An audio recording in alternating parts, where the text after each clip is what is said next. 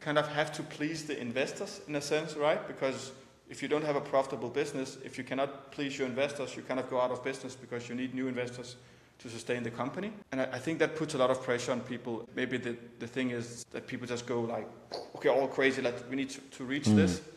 And I think that's also one of the problems is in venture, because if you look at the stats, if you look at how many companies that raise a pre-seed, that goes to seed, that goes to Series A within a given time frame, there's of course the Lovables of the world that go, and 11 Labs that goes super quickly and grows like crazy, but for majority of companies, it doesn't go so quickly.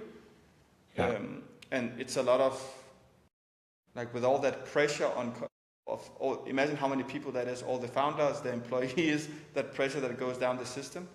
I think it's, I don't know how to solve it, but I think it could be something that we could do better as an industry to like really voice that pressure that is building and that unhealthiness with having too high growth expectations and how it trickles down into the ecosystems.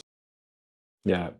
I mean, that is one of the tough ones when you do that venture capital journey, that you have those relentless targets that you have to hit, which of course also pushes you to do more, but you have a runway. And if you don't hit those magic numbers, you won't get your next series of financing. And there's the whole liquidity preferences that might mean that you walk away with nothing as a founder. So whereas, as you mentioned, businesses where they don't take that journey and they run with profits, they don't have that pressure if they miss a quarter here and there. So I can totally see why that can be an unhealthy pressure if you take that journey.